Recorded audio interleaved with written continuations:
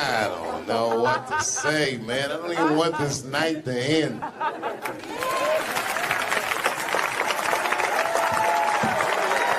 I promise you, whoever cares the most, I care at least as much as them. I know what I got, because I lost it all. I got to tell you something, and I don't talk about it often. Have you ever worked all your life for something and have it not work out? That happened to me. It was tough. Think about it. I was gone for 12 years. It's not a little bit of time. It was hell. I watched other niggas that I knew become very famous. I watched the world go on without me. I mourned the loss of it. And after a while, I didn't care. Coming back was terrifying. I understand what I am. I really do, more than anybody. Like when they write about me in history, I'll be dead reading it like, yeah, I knew they'd say that. They say that a person can't dream of a face they've never seen. Can't believe that's true, but it's probably true. Boy, I got a long bank of faces. 32 years, I could close my eyes, I could think of any night. There's so many faces. Every night, most nights, they're all looking up, smiling. You have no idea what the world looks like from there. All different races, all different colors, all different kind of beliefs, just looking at me, smiling for 32 years, night after night.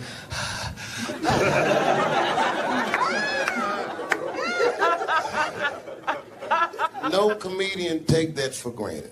I swear to God, this might be the noblest of professions. Robin Williams had a bar that I loved. He said comedy is the only job you can have where you can use everything you know. And that's true. You can use more than you know. You can use what you think. Use it. Don't be afraid. Don't let these bitch-ass niggas button your lip. Say it anyway. I first became aware of Dave Chappelle right around before the first Nutty Professor, because I was supposed to play that role that he played. And then I kind of saw him, and I was like, hey, that guy, right, that kid, it would be funny playing that role. I try to be people, but now it's time for Reggie to karate-size your ass. Woo! Dave is so much smarter than everyone. Like, Dave is one of the most, maybe the most intellectual comedian ever. It took us 400 years to figure out as a people that white people's weakness the whole time was kneeling during their national anthem. That's a brittle spirit.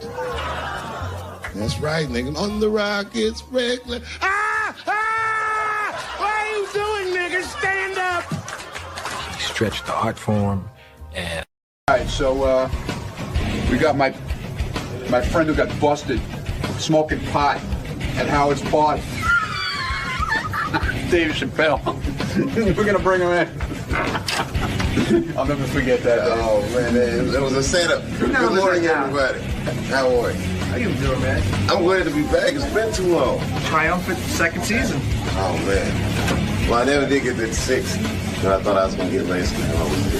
I actually said that I was gonna get 6. But I found out you don't get 6s on cable. You know. Unless, of course, there's 4 other gay dudes with whom you're doing makeovers. Queer Eye Joe. How you been, man? I'm good, man. Sleepy. I forgot what it's like to get up before. Good. Now, nothing's changed here, right? No, not a thing. Still smoke? I can still smoke the green? Just keep on there. Like, go right ahead. Hey. You know who's here? Dave Chappelle, one of the funniest guys ever. Yeah, his show is coming back. Yeah, Dave's show on Comedy Central's been renewed. And I don't think he even believes it. That is Dave Chappelle, man. Look at this guy. Look at this guy. Always coming in. Hey, man, where you been? Man, under a mountain of work. I'm trying to make that cable money. I know. Trying to get that 6 I was talking about last year. You got renewed by Comedy Central. Incredible. I can't believe it. Someone told me you get over $1 million for that show. Perhaps. Yep. I'm telling you, That's it's not bad for money. But Mr. Hanky makes more than me over there. Mr. Hanky? Yeah, he's the singing piece of doodle. I don't know if you watch South Park.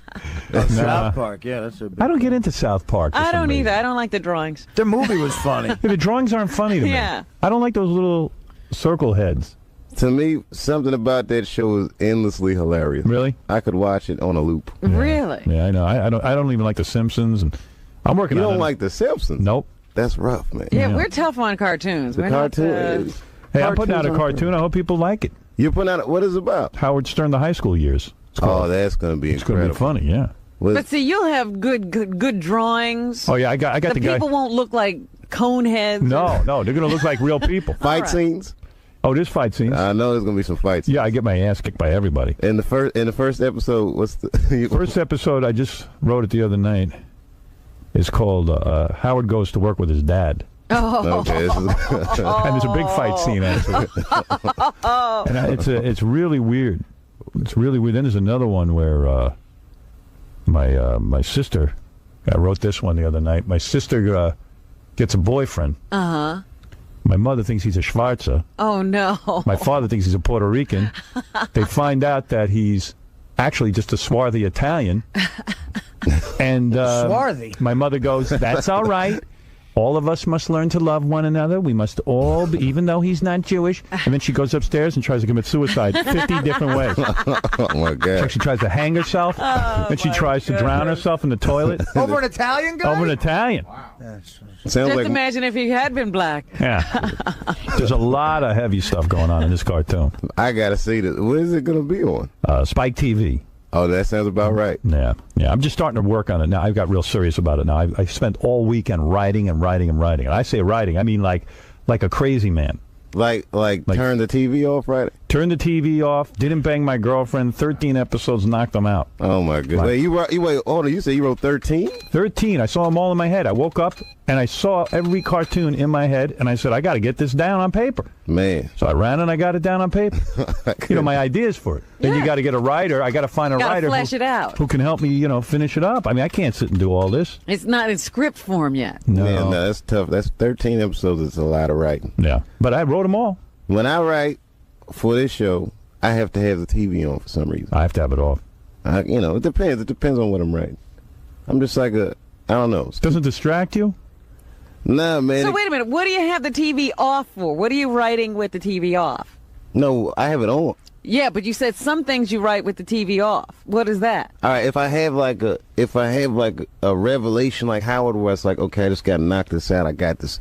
Turn the TV off. Then I turn it off. Right. If I'm like, I gotta write something You because turn I it need on. a sketch, then Yeah, I'll that's just turn it on. Then it's like you're half writing and you're half looking for Yeah, inspiration. right. You're watching TV hoping sometimes Something will come to you. That happens to me for the radio show. If I'm watching TV, stuff will start happening in my head. Yeah, And I exactly. just sketch it down real quick. Something like Howard Dean will do an ill speech and it's done. You got like 20 minutes. Or Yeah. something. That's right. So you must be spending a lot of time in New York making this show. Like, I come here for like 6 months. Last year I did the show, and then it was like I went on tour, and then before I knew it, I was writing the show again. Yeah, so you writing this out of your house, or you ever seeing your wife, or you just here in the city by yourself? No, my wife is with me. I can't be away that long. It's, Right, because then you're not married. Yeah, the man has needs. Yeah. A man has. And a Yeah. man will get them served. A man has needs. The man sure does. We keep the family together. Good man. All right, a couple of quick announcements. Number one, Dave Chappelle's here. If you want to win the $10,000, you can get one of the following celebrities to call into the show for at least 5 minutes. You can win. Now, let me tell you something. A guy called here yesterday. He was going to see Mike Tyson somewhere. Mike Tyson is on the list. And he said that he thinks he can convince Mike Tyson to call in. Oh, yeah? So you better get your ass in gear if you want to win this. And Mike they realize- Tyson is such a nice dude. He'll probably just give the guy 10 grand to leave him alone. Yeah. Then I'm going to rape him. Oh, I'll give him 10 grand and I'm going to rape him and kill him. Not Mike. But does Mike realize it's a 5-minute no-holds-barred interview? Did they make that clear to him? I don't know. I don't think. I think people just going to try and get him to call in I see. and worry about me keeping him on the phone for 5 minutes. Well, I mean, we have to set down some ground rules. How do you know Tyson's a nice guy? Do you hang with him? I don't hang with him, but every time I've met him, he was like startlingly nice. But you know that people are going to be nice to you because you're Dave Chappelle, the comedian, and you're famous, and you got a TV show. But I'm saying before I had a TV show, when I wasn't really, when I'm still like, I wasn't struggling, but Yeah, well, what would you expect him to be? You weren't causing him any problems. Yeah, can I tell you something? that's absolutely The guy who, they wrote the movie Goodfellas about, Henry Hill. I have him on the show every once in a while. Wow. Every time I meet him, he's super nice. But he did kill 3 guys. Yeah. Well, so he You make a says. good point there, Howard. Yeah, but There's a whole bunch of celebrities that you can get to call in. The list is on howardstern.com. now, am I eligible for this? Yeah. Yeah. Do you know All any of these right, wait. people? Here, let me give you the list. All right, so if I get a celebrity call in, It's got to be one from the list. but you'll give me 10 grand. Yes. Yeah. 10 G's, absolutely. Can I tell you let me tell you who the list is. Okay, ready? Uh-huh. Paris Hilton, Okay, that's a tough one for me. Julia Roberts, As we get a little harder, Sean Penn, these are people that never. Okay, keep going. Robin Williams, All right, we're getting warmer. That's just in the realm of my possibility. Star Jones, Maybe. Dr. Maybe. Phil, Never seen him. Billy Crystal, Could happen. Madonna, Never met her. Bill Clinton. Bill Clinton, in a weird way, I think I could bump into him somewhere. Like I'll be at a rib shack somewhere. Yeah. These things could happen. Rush Limbaugh, Okay, that's never going to happen. I'm out of the game in Rush. O.J. Simpson. I bumped into him once. That you never know. When did you bump into OJ? Oh, this is a pretty weird story. I was at dinner with my agents one time, and of course I'm the only black dude in the restaurant. And Of course. I see it was like the hottest girls start walking by, but they're coming from behind me. Like my back is to the aisle, so they're coming from behind me. So I'm like, whoa, she's hot. And then this is right after the case. Then Al Collins came by, right? Right. So I'm looking at the people in front of me, and I know what's coming behind me by the look on their face. I knew the juice was coming. The juice. But when I seen him, I was so startled. Because remember, at this point, he's the most famous dude in the world. That's right. This is post-murder. Right. Yeah, This is post-trial. This is the poster deal. Right. And it just came out. I said, oh, my God, OJ. And he heard me and came over to the table. Oh. Why, hello. Right. And then he extended his hand, so I shook his hand, and then everyone was like, how could you shake hands with that murderer? Yeah, how I about said, that? well, But what are you going to do once you scream out his name? Yeah, and let's not forget, you kill a couple people forget how good at football you are. This dude was an awesome running back. You're sticking with that line. Yeah. Yeah. Yeah, you got to remember the whole record. And you're Yeah. already having dinner with agents, so you're not exactly a discerning person. Oh. Yeah, Which which is would you bad rather when have you a- and OJ are the only black dudes in the place. It's just like, I got to switch my circle up. So, okay, O.J. Simpson, Kathy Lee Gifford, Kathy Lee Gifford is going to be that's a tough one. Kobe Bryant, Kate Hudson, Nicole Kate Kidman. Hudson could happen. You know this one. I've done a movie with Kate Hudson. All right, there you go. Very Well, nice. make it happen. 10 Very grand, nice brother. All right. Halle Berry, Michael Jackson, Mike Tyson, Tom Cruise, Eddie Murphy, Woody Allen, Howard Dean. If I could get Howard Dean to call, that would be hilarious. Ow! Yeah. I want to call you from Arizona and Montana. But you know what probably happened to Howard Dean? Because this has happened to me before. He was probably in a room where everybody's screaming. Right.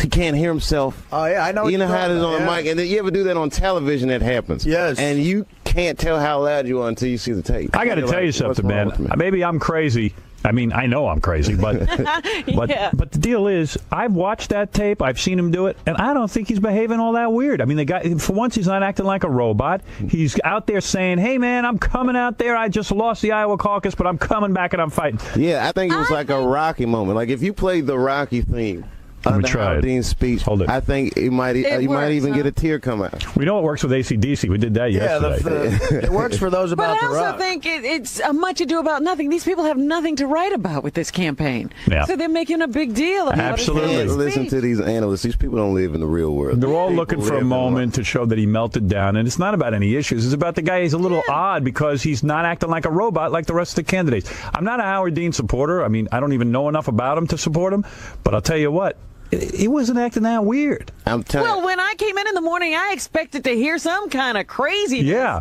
like Yeah, curse word something. Well, it wasn't weird. It wasn't weird until that's when. All right, that was a little over he the top. started to lose me with that. But that was like one of those church moments. Yeah. He got Right, like the yeah. Holy Ghost. Yeah, that's a church moment. Well, he's feeling the spirit. He got that Holy Ghost.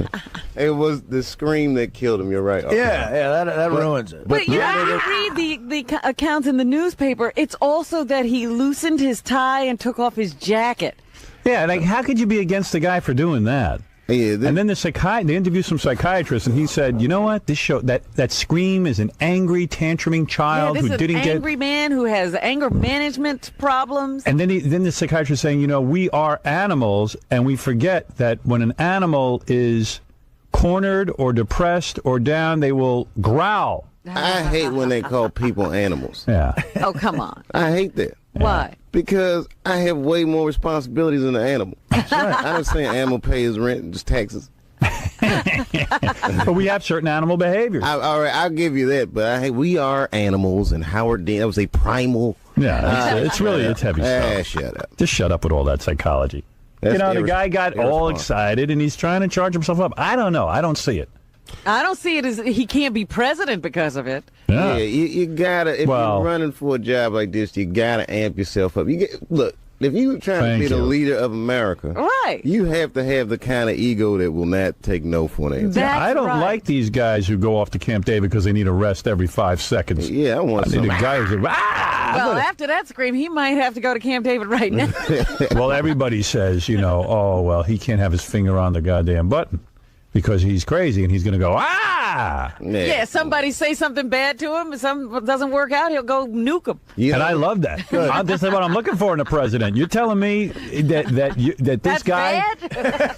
We've had this button around now for, I don't know, how many years? 100 years, this button. What is this the supposed button that's going to blow up the world. It's been around for about 50 years. I wish somebody would hit it already. We're going to bomb Pakistan and Syria and Afghanistan and Puerto Rico. What? Let's see what this button can do. Puerto Rico. And Canada and Hawaii. We're going to bomb North Carolina. Right. That screaming. Fire. I think that was pure media hateration. Yeah. I mean, it was hilarious. That's right. They want to just get rid of him. They don't want him to be the candidate. Well, he came in third. That's it. Hey, third is not bad. Third, I mean, there's the attitude. Yeah, let me tell you, man. I think that's what that guy's going with. I'm with modest mind. Third is not bad. Hey, you're in the game. Look out! You think Al Sharpton don't feel like, damn, third would have been good. All right. Dean's running mate is Gold Dust from the WWE. Did you hear about that? We're gonna go to North Dakota. What's in the news, Robin? Oh, my goodness. Well, there's a whole page today in the paper about lottery winners and the problems they go through once they get all this money. Yeah, I never understand that. I was just talking about this yesterday. What does it say? This is, there's a woman whose, husband, I guess they were separated or something, but she won the lottery. Right. And he demanded that she share some of the winnings. I remember. Yeah. And isn't he sick? He's like dying. Well, that's what brought her to her senses. They were fighting and fighting and fighting. She didn't want to give him any money. So finally, when she found out that he was diagnosed with cancer, she relented and decided to settle and give him some of the money. Oh, that's nice. Yeah. So they say now that she will pay him nearly half of her after-tax cash, more than no, that is nice. $3 million. Oh, man. So that he'll have plenty of money to leave to his relatives because he's dying. I love when women, when the tables get reversed and they got to give up half. I love it. You could read that story all day as far as I'm concerned. That is hilarious. It is kind of hilarious. Guess what? I earned something. It's mine. It's mine. Oh, no. Just because you were married. In fact, you're separated. You still got to give half. Yeah, I don't know what their living arrangements were, but the money is shared, right? Yeah, if she bought That's a lottery right. ticket, that's right. half of it belonged to him. There you go. I'm telling you, if it's a separation, if it was me, they take that money, right? Oh yeah, absolutely. Sure. People don't know what they're signing.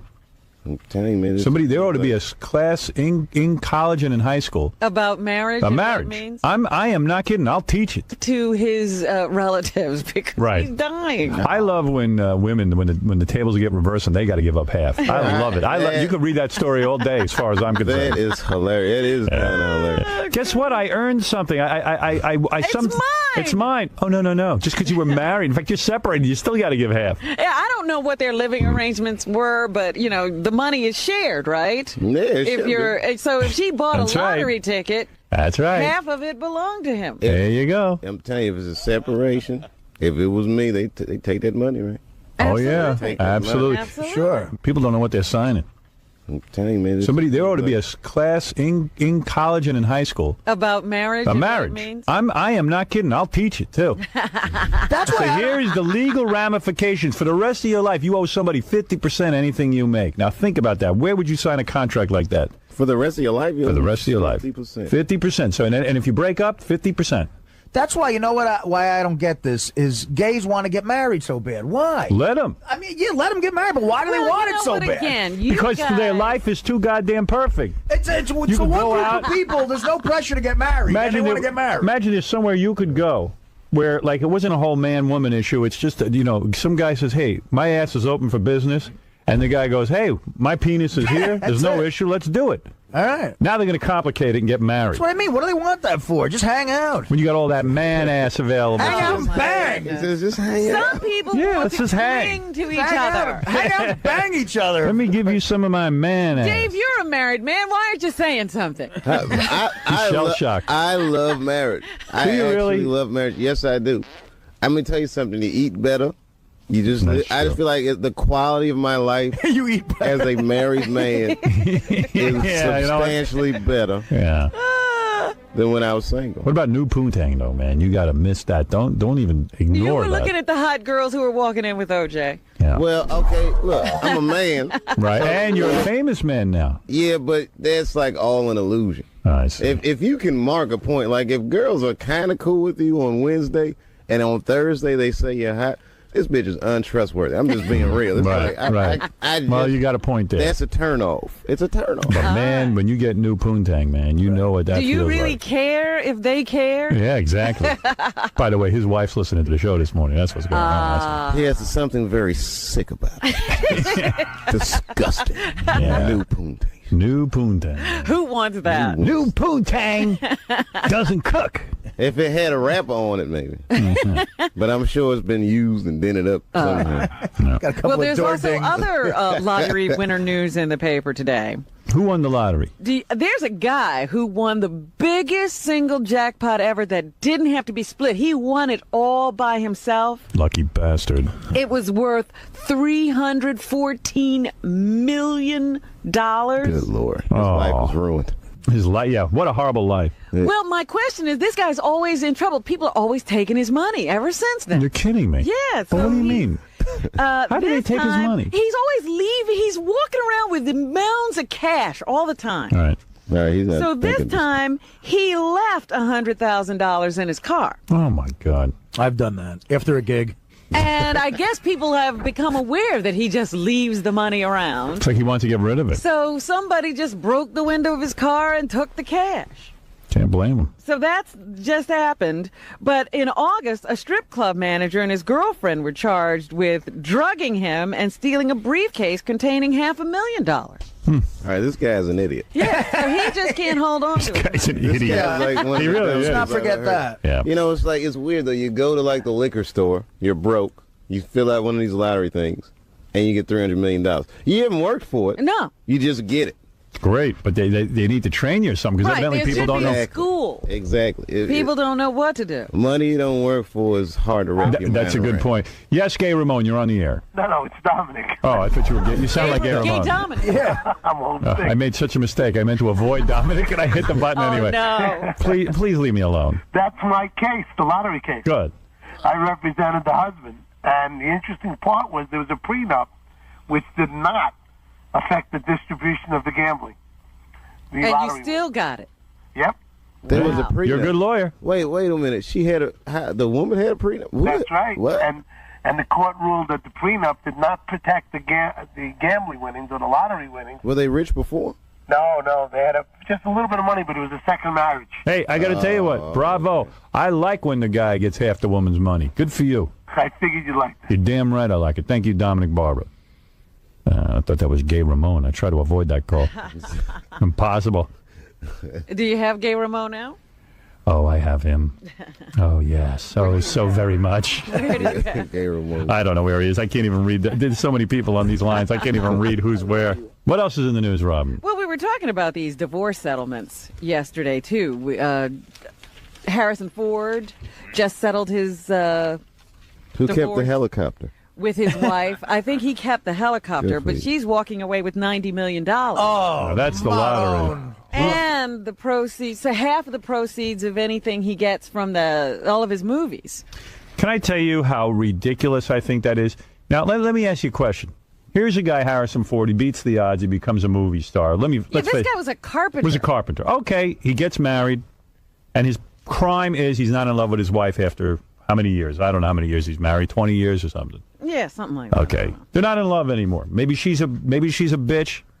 Maybe he's a dick. Whatever it is, they don't get along. People don't get along a lot of times. So here this dude works his whole life. The wife gets to sit on her fat ass, getting massaged, getting her nails done. Yeah. She Well, hardly I don't lifts know a that god. she was that kind of a wife. She did work. I'm just She giving had you- a fat ass, Rob. Come on.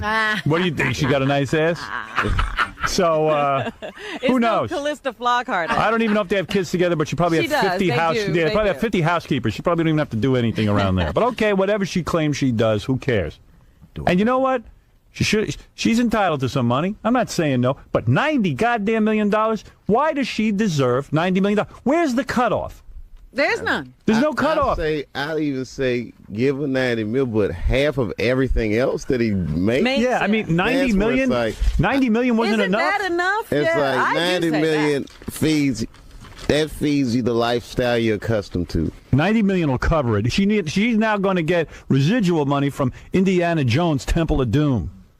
That is a Temple of Doom. It was. I go hang myself. Well, you know, it sort of works out to about $118 million. That's what There they're you saying, go. and that's the all-time highest. It's a record. Unbelievable to me. Unbelievable. What's Harrison have left? Just a helicopter and like Harrison. An apartment, a little bit of hot plate. And a bunch of bird seed to feed that girlfriend of his. Yeah. I mean, But unbelievable. they say that Tom Cruise paid Nicole Kidman $109 million. Worth every penny. What about the guy that married Britney for 52 hours? Didn't he get like $1 million off that? Well, there's Did he? speculation as to how much he got. Some people are saying nothing. I Other hope people nothing. Are saying it could be anywhere between $200,000 to $800,000 that he got paid this dude, to walk away. Yeah, this dude doesn't deserve a dime, but I'm glad he got it.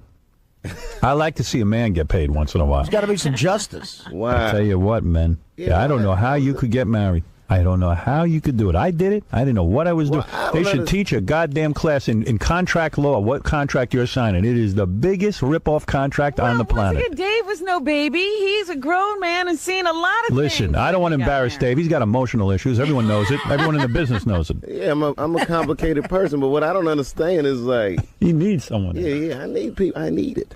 I need it. You He needed needs someone to love. lift up your spirits every once in a What while. if your woman today said, I got to get out of this marriage. You're driving me crazy. I can't stand you.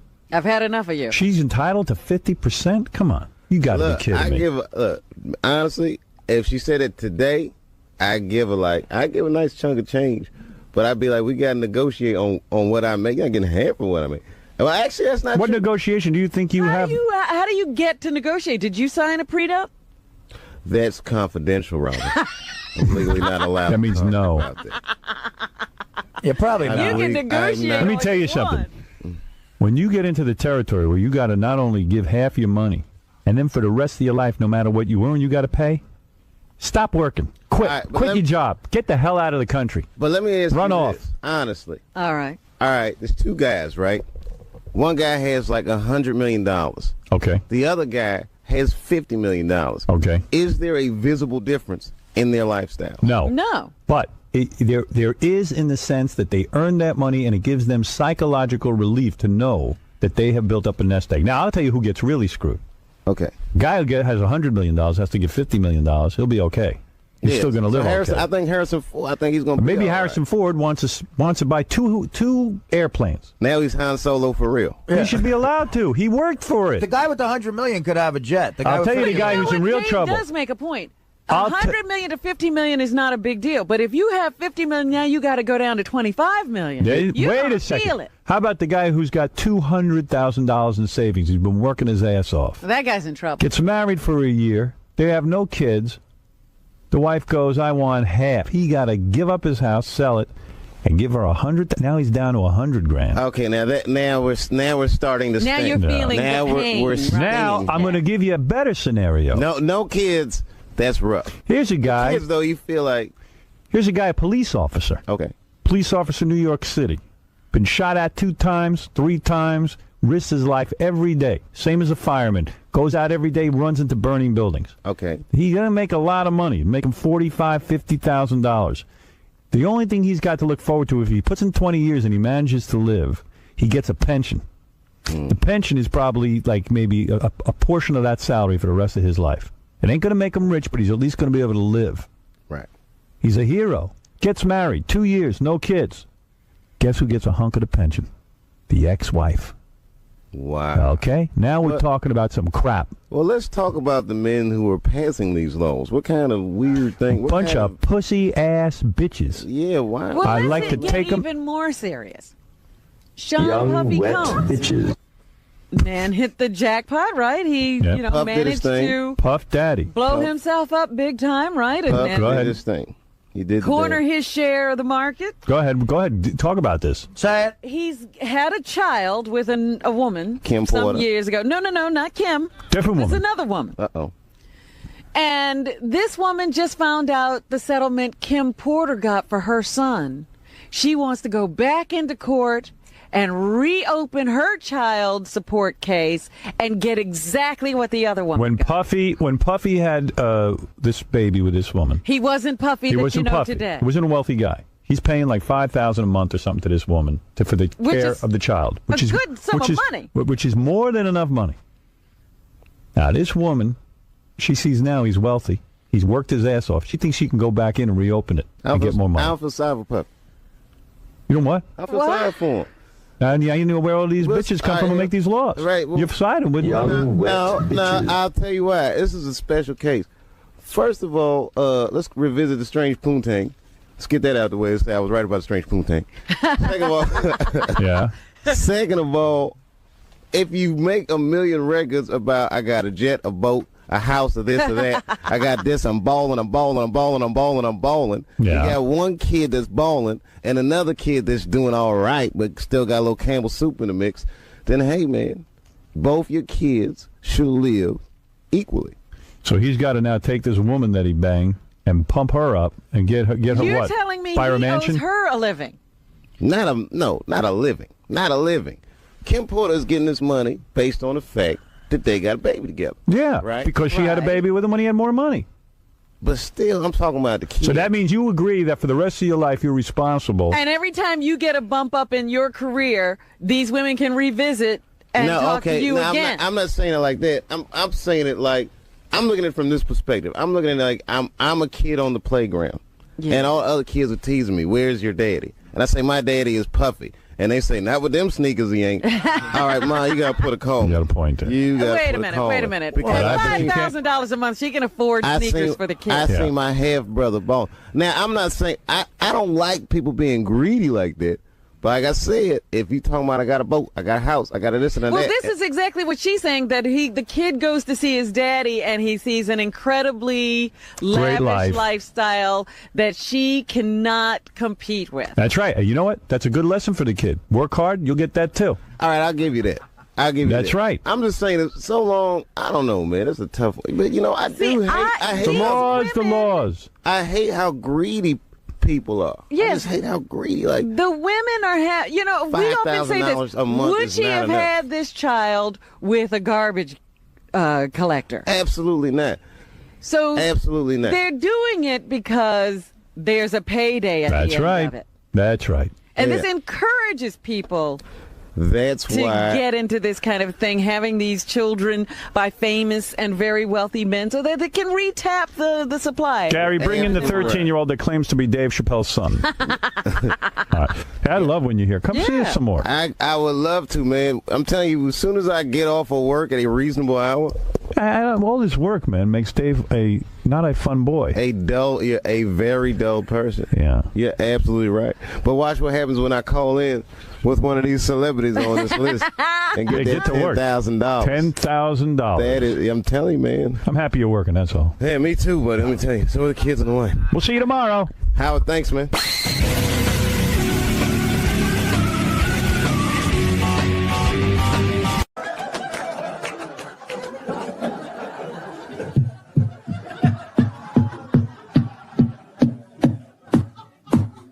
Order.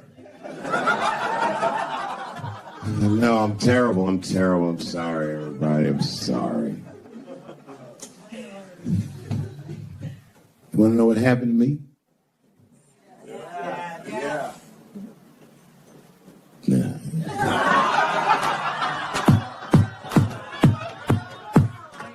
It's tempting, but I don't want to talk about it. Maybe at the end, when I run out of things to talk about. Actually, I'm almost there. I'm just trying to tell you what happened to me was not, I just didn't have a good go of it. I don't know what you guys think happens when you quit a successful showing. I'll tell you what doesn't happen. They don't go, hey, well, good luck with your future endeavors. That's not what happens. It was cold out there. For real, I had to watch it all go down without me. I had to watch all those people do my show. Key Peele, Amy Schumer, and Mind and Vincent. Well, I'm not going to say they were doing my show. I'm just saying they were awfully similar. I was mad. And people would come up to me on the street and be like, yo, nigga, just every once in a while. Most people thought I was crazy, but sometimes people come, yo, nigga, you did the right thing, man. You my hero. Nigga, I don't want to be your hero. I want to be rich.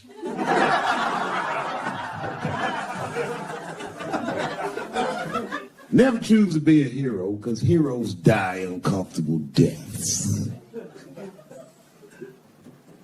All I wanted to be was Paul Revere.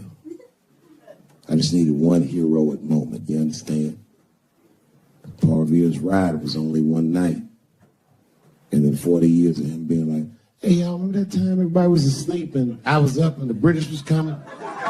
Boy, it's a good thing I was awake, nigga. Everybody be dead.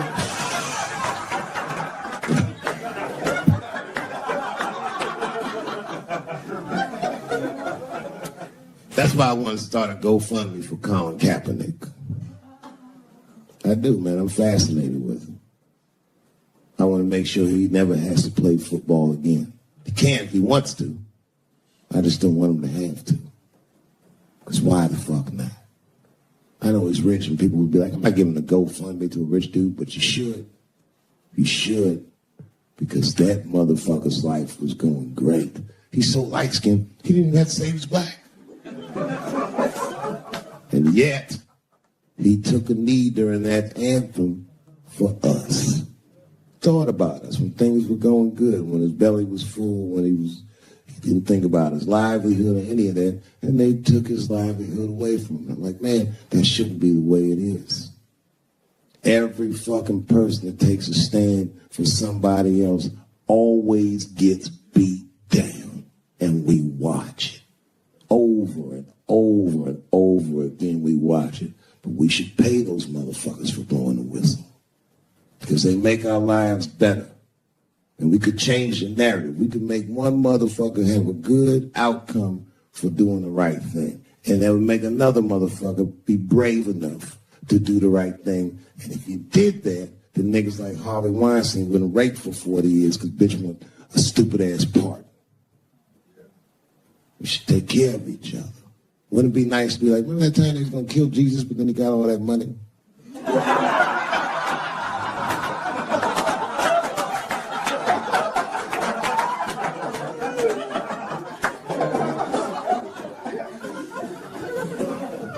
Real talk, man.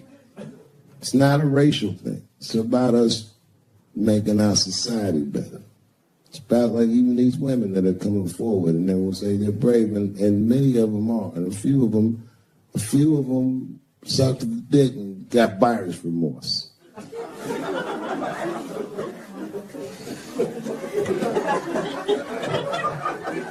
You know, that's a huge omission from this narrative. This wouldn't have gone this far. Some women weren't willing to do it. You can't ask every woman to hold the line. Some women can carry things heavier than others. So we should fight for one another.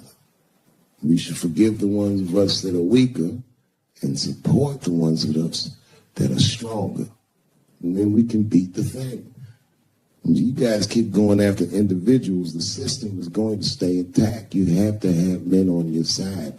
And I'm telling you right now, you're going to have a lot of imperfect allies. When Martin Lawrence was in that chair, we talked about Blue Streak. I love that dude. He played a role in your life, I believe. How do you feel about him as a person and as an artist? Martin Lawrence is the guy that showed everybody you can make it from D.C. to Hollywood.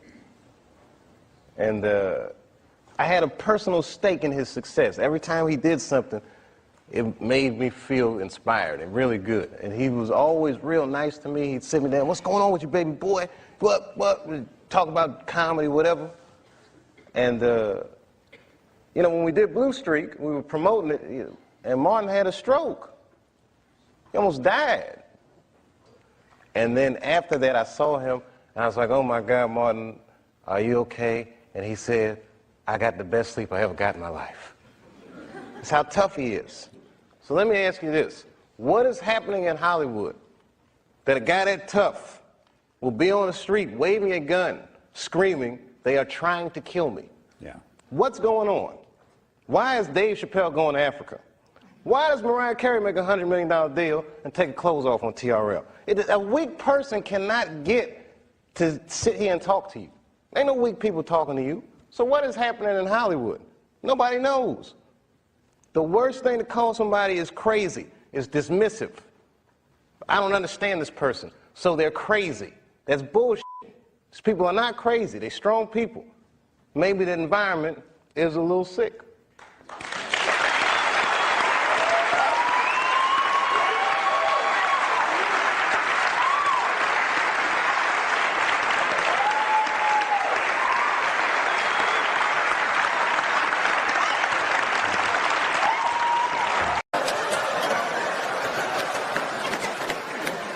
Nobody's life is perfect. No matter what it looks like from the outside, you don't know what the fuck's going on inside. I have a great life, but it's not a perfect life. But it's good.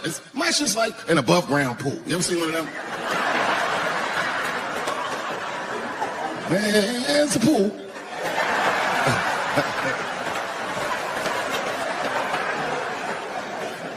So in that spirit, tonight, I thought I'd start my show a little differently. Tonight, I'm going to do something that I'm not particularly good at, but that I like to do. Tonight, I'm going to try some impressions out.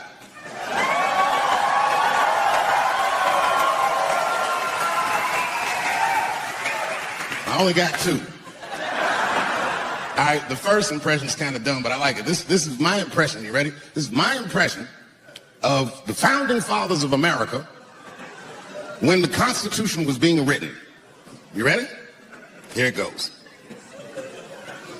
Hurry up and finish that Constitution, nigger. I'm trying to get some sleep. It's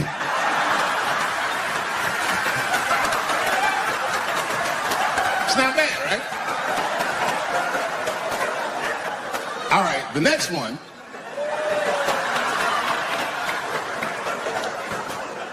The next one's a little harder. I want to see if you can guess who it is I'm doing an impression of. All right, let me get into character. You got to guess who it is, though. Okay, here goes. Hey, if you do anything wrong in your life, and I find out about it, I'm going to try to take everything away from you. And I don't care what I find out. It could be today, tomorrow, 15, 20 years from now. If I find out, you're fucking finished. Who's that? That's you. That's what the audience sounds like to me. That's why I don't be coming out doing comedy all the time, because y'all niggas is the worst motherfuckers I've ever tried to entertain in my fucking life.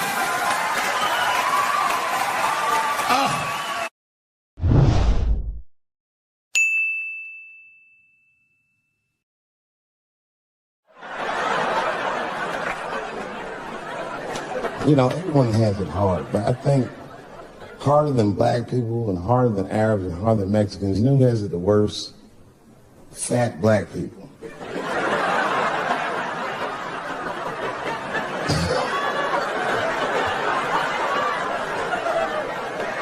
hard for white people to understand, but that's what I'm saying is very true. Fat black people have a really rough road, because all manner of things kill white people, but you know what kills more black people than anything more than police and terrorism? Salt, nigga, regular ass table salt. Here, white people are getting Ebola cures and shit, and meanwhile, I'm dying from fucking the flavoring.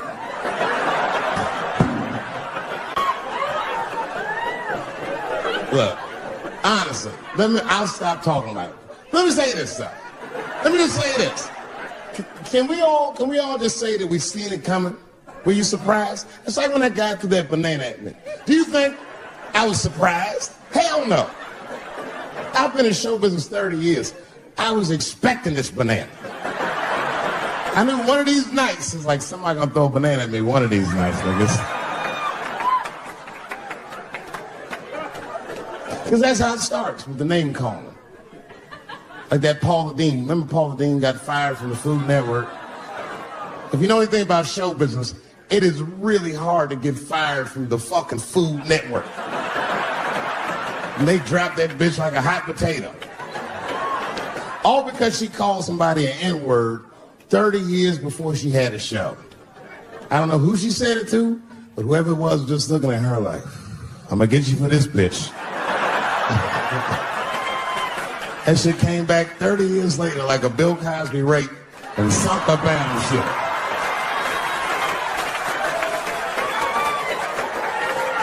And every black person was mad, but we weren't like that mad. It was more confusing than it was infuriating. I was just like, well, how's this bitch gonna call me a nigga when she taught me how to fry chicken? That's not fair.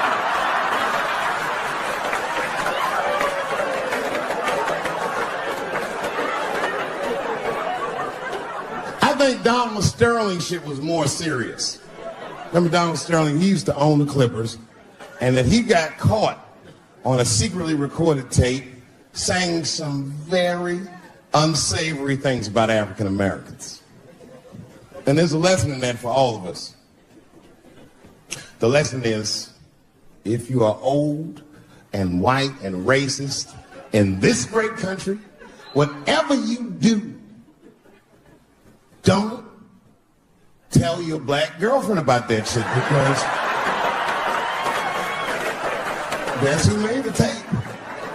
She recorded all that shit, and the tape was terrible. He was like, stop bringing these black guys to my games.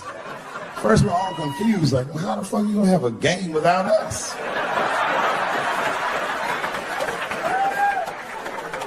But it turned out that the black guy he was speaking of was none other than Magic Johnson, the billionaire.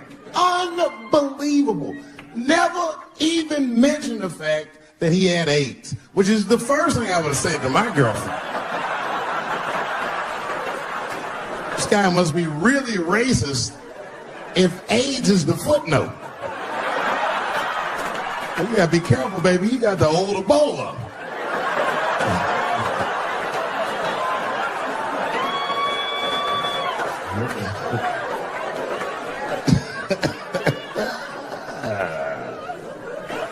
You can say what you want about that girl, but I'm gonna tell you right now, she is a goddamn hero. As you might have thought these things were happening before, but now you can see it all in front of you without a shadow of a doubt. That shit actually went down. She sucked that old guy's dick. She really took one for the team on that one. That's really gross. His dick is like 80 years old. It's like tasting history. Like 5 wars on it, civil rights movement, Great Depression. This guy's been fucking from 40 years before Bill Cosby's first rape. This is a very old man. Very old penis.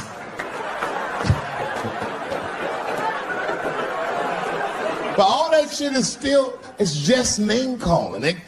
Name calling does not break the modern black man. That's not going to do the trick. I don't give a fuck about that. Like if I went to Kentucky Fried Chicken and for some reason everyone behind the counter had a Ku Klux Klan hood on top of their head, what do you think I'm going to do in this day and age? Run out Kentucky Fried Chicken? Not if I'm hungry. I go straight to the front. Hey man, let me get a 2-piece. I don't give a fuck what he says. You want a biscuit with that, nigger? I thought it came with a biscuit. What's all this attitude? I want a 2-piece. Chop, chop. You know what it is. But I'm not going to be mad. Why would I be mad? He's the one that's got to work at Kentucky Fried Chicken, not me.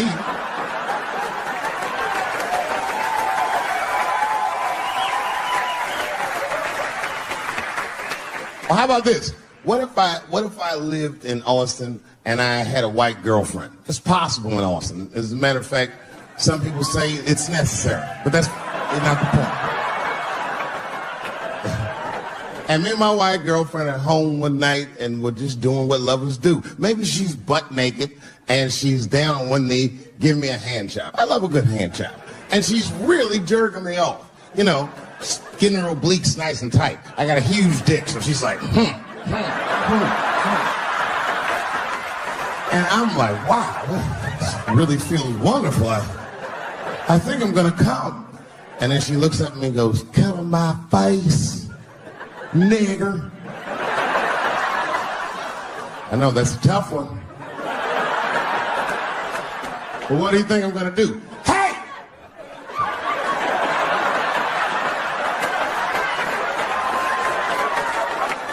That's no time for integrity, ladies and gentlemen. I'm busting that nut in her face. I'll serve you the ethics later.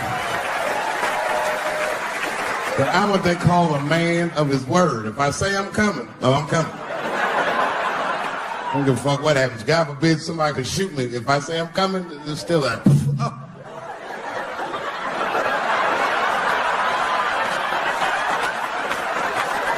Doesn't mean I like getting shot.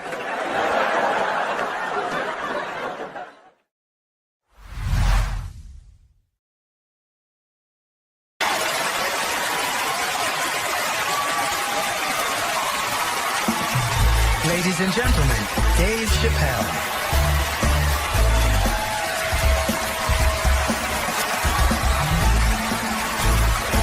Thank you. Oh boy, I'm very nervous. No pressure. During the Civil Rights Movement, I can't read what's on the teleprompter.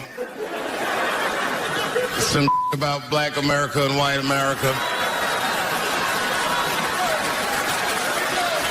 There's Black Americans and there's white Americans. We're all one America. So if you don't mind, this is not live, is it? I imagine whatever I say, you could just edit it out. Let's try it a few ways. Lou, are you in the booth? I am. All right, good. You know what, Lou? Let's just play around with it and see if we can get it right. Get this clip package on, and then let me go home. All right? All right. All right. Count me in. 5, 4, 3, 2, 1.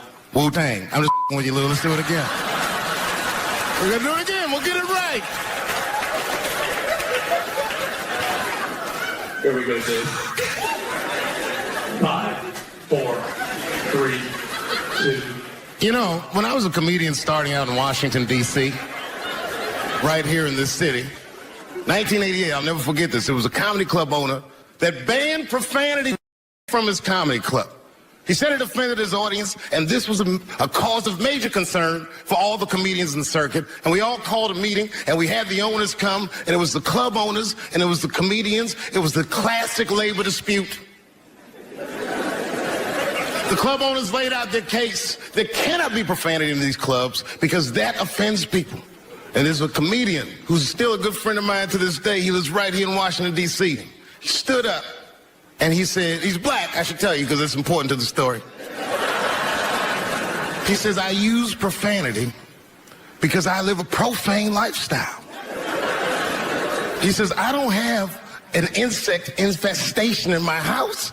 I have roaches.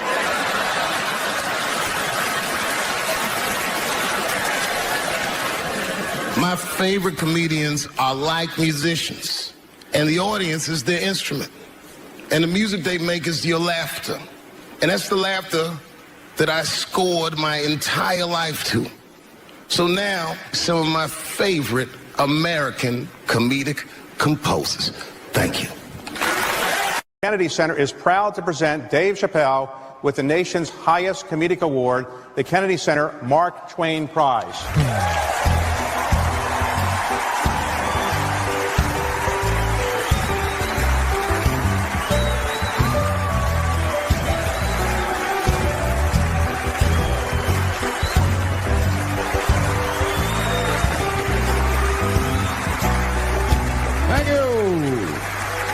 Thank you. Thank you. I like not knowing what's going to happen. I like making memories. Sometimes I do all this crazy shit around my colleagues just so that they can tell their friends I did it. But rather than talk about myself, just briefly, I want to just talk about my genre. Stand-up comedy is an incredibly American genre. I don't think any other country could produce this many comedians. And unbeknownst to many people in this audience, I don't think there's opinion that it exists in this country that is not represented in a comedy club by somebody. Each and every one of you has a champion in the room. We watch you guys fight, but when we're together, we talk it out. I know comics that are very racist. And I watch them on stage, and everyone's laughing, and I'm like, that motherfucker means that shit. Don't get mad at them, don't hate them. We go upstairs and have a beer, and sometimes I even appreciate the artistry that they paint their racist opinions with. Man, it's not that serious. The First Amendment is first for a reason. The Second Amendment is just in case the first one doesn't work out. We gotta let some air out of the ball, man. The country's getting a little tight. It doesn't feel like it's ever felt in my lifetime. So tonight, I am honored that my colleagues are here in comedy and in music.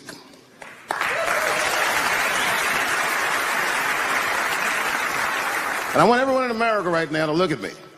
Look at me smoking indoors. I didn't ask anybody. I just did it. What are they gonna do? Kick me out before I get the prize? No, nigga, this is called leverage.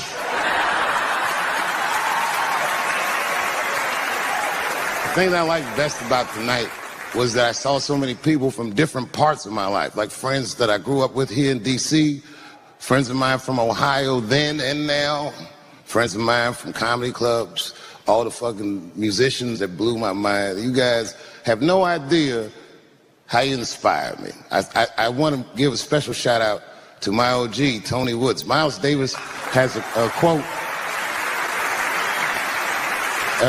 It's one of my favorite. Miles Davis said so much cool shit, but one of the things he said I always loved, he said, it took me years to learn how to play like myself. You know, he would watch other musicians and he would try to play like Dizzy or Bird, all the guys who were great. Tony Woods was my Dizzy and Bird if I was a Miles. I was trying to play like you. You were the first person I ever saw do it absolutely right. You were fearless and you told the truth. There's something so true about this genre, when done correctly, that I will fight anybody that gets a true practitioner of this art form's way, because I know you're wrong. This is the truth. And you are obstructing it. I'm not talking about the content, I'm talking about the art form. Do you understand? Do we have an agreement? And what I really wanted to say tonight, and I'm glad I get the platform to do it, I'm gay. I am gay, and I can't wait to see what this does for my career, being gay like this. So many special shout-outs. One of the main architects of the comeback of the century, my brother and my mentor, the mighty Stan Lathan. I never dreamed that I would be able to work with someone as great as you. These last 5 specials, straight fire. I wouldn't want to do another special with anybody else but you. So eat your motherfucking vegetables and live as long as you can, because we doing a few more of these bitches. Neil Brennan, your speech made me cry, because it reminded me of all those hard days of work and all that money I never got for it. The other real special shout out I gotta make, because none of this would have been possible on any level without this person, is my mother. Mom. My mother. Mom. You have no idea what I put this woman through. If you had just given birth to me, that would have been more than enough. But the fact that you raised me and raised me well, We had a real oral tradition in our house. I knew the word griot when I was a little boy. A griot was a person in Africa who's charged with keeping the stories of the village. Everyone would tell a griot the stories, and they would remember them all so that they could tell future generations. When they got old, they'd tell them to someone else. And they say in Africa, when a griot dies, it's like a library was burnt down. And my mother used to tell me, before I ever thought about doing comedy, she said, you should be a griot. And she'd fill me with every story of black life. You know, she's educated in African American studies, and she would let me understand the context that I was being raised in. That I'm being raised in a hostile environment that I have to tame. By the time I was 14 years old, I was in nightclubs, mastering an adult world. It was terrifying. The crack epidemic was going on, and my mother would hear gunshots outside and be scared to death. Maybe it's my son. But early in my career, if you remember, Mom, you used to sit in the club with me. She'd do a full day of work. You'd be back there falling asleep, just waiting for me to go on. She would watch my show every night. Do you know how long that car ride is home?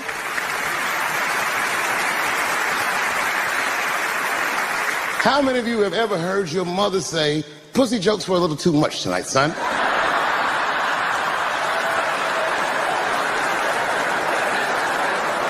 I was a soft kid. I was sensitive, I'd cry easy, and I would be scared to fist fight.